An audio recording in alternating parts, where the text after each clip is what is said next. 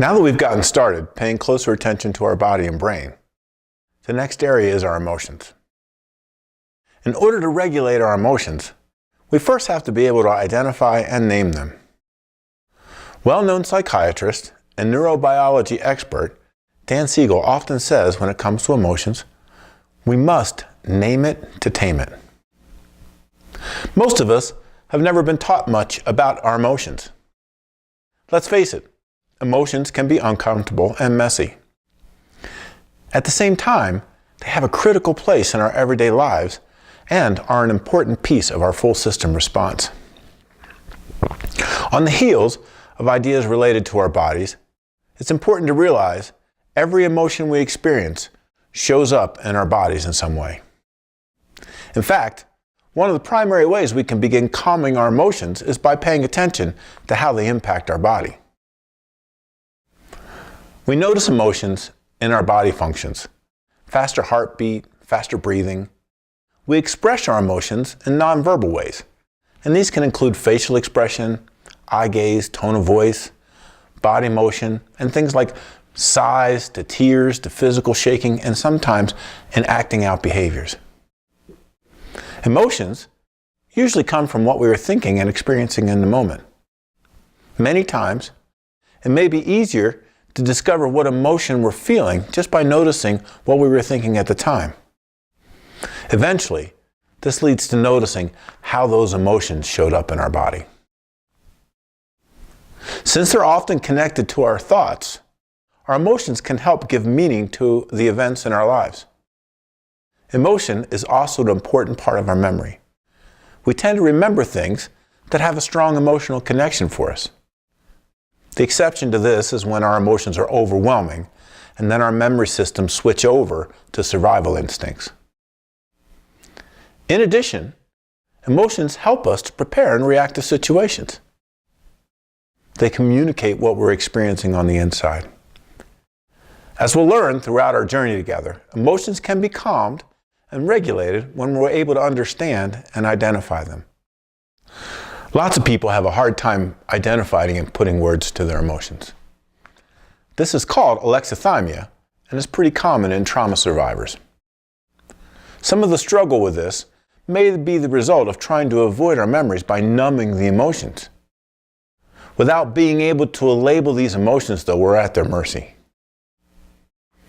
Let's start with identifying the different categories of emotions.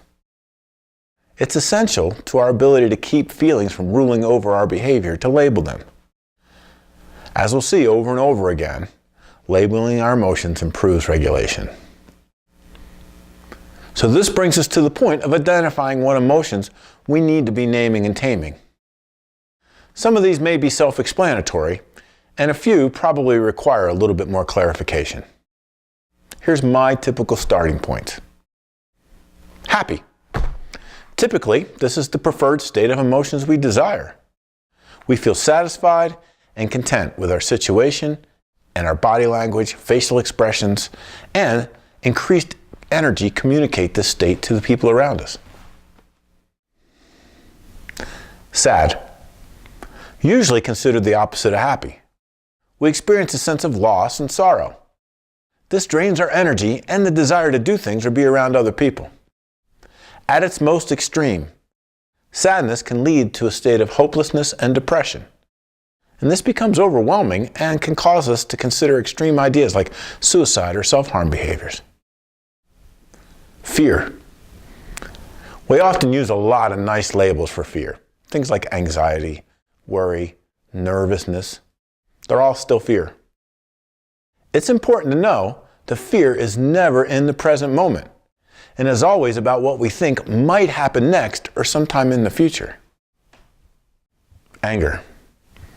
Anger is never the first emotion we experience. That doesn't mean that it is not a very real and valid emotion. It only means there are other emotions that tag along with anger. In my practice, I don't do anger management because it doesn't deal with the root cause of the problem.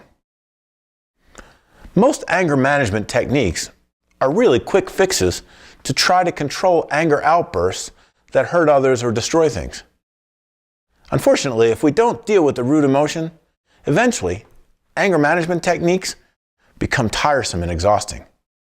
At that point, most people stop using them and then they slip back into the anger outbursts. I personally believe that anger surfaces instead of the primary emotion because sadness, fear, guilt, or shame feel weak and powerless. Instead, anger gives us the illusion of power and control. People express anger hoping it will help them to feel more in control and may be able to change their situation. Guilt. Guilt says I did something wrong and I feel bad about it. Even though it doesn't feel good, 90% of the time, it's a pretty healthy emotion. People who don't feel guilty for things that they have done wrong scare me. The other 10% of the time, guilt is unhealthy because some people take responsibility for things they didn't do. This is almost always true with trauma. In fact, the idea of responsibility or guilt was recently added to some of the criteria for PTSD. Some of the hardest examples of incorrect guilt are cases of abuse and trauma where victims believe they were responsible in some way or could have done something to prevent the trauma. Shame. Most people struggle with the difference between guilt and shame. Where guilt says I did something wrong, shame says something's wrong with me. It's the difference between I made a mistake and I suck. Shame usually results in the negative labels we give ourselves. And shame is never a healthy emotion. Disgust. Disgust is an emotion that seems mostly reserved for sexual assault and abuse. This is a feeling of dread that usually has strong, visceral reactions and a lot of times the urge to vomit. The body sensations of disgust are more severe than with other emotions, and they seem to be the main reason behind survivors avoiding the memories of the trauma. Love. When I ask clients to tell me different emotions they can think of, love almost never comes up. I think this is interesting because our culture seems to be enchanted with love and romance. When you think about it though, at any given time, love can be part of every emotion we've covered so far. The people we love can make us the saddest, most joyful, most fearful, and angriest, sometimes in just like a few seconds of each other. Gratitude. Gratitude is a little tricky because we can be grateful for many things, even if we're not happy. I've witnessed survivors be grateful for surviving and eventually thriving in the face of their trauma experiences. At the same time, these traumas always represent some kind of loss and there's sadness that's attached to it that's appropriate.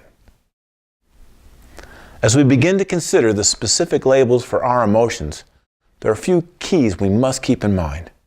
First, emotions are almost always complex in nature. In other words, it's rare that there's only one feeling in any given moment. Secondly, emotions are always on a scale of intensity. In addition to labeling them, it's important to rate how strong the emotion is for us. We usually use different words to communicate this intensity. For instance, when we consider sadness, there's a big difference between feeling a little down and feeling devastated and hopeless. One of the things we will do is look at rating our emotions on a scale of 0 to 10. Then we will begin including additional words to reflect that rating. Intensity has a lot of information we can use as we work through trauma. Together, we'll begin looking at emotions to help us stay calmer and more in charge of difficult situations, as this will help us as well work through trauma. So looking back over emotions, some of our important points are, when it comes to emotions, we have to be able to name it to tame it. Emotions are primarily experienced in our bodies and communicated to others in nonverbal ways.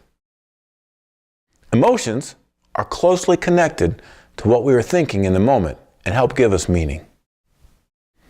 Emotions can prepare us to act and react to situations. Lots of people, especially trauma survivors, struggle with alexithymia, or not being able to put their feelings into words. The primary categories of emotions we will focus on are happy, sad, anger, fear, guilt, shame, disgust, love, and gratitude. Anger is always secondary and never the first thing we feel. We usually experience more than one emotion at a time. And emotions happen in different levels of intensity. Let's move on to the actions video.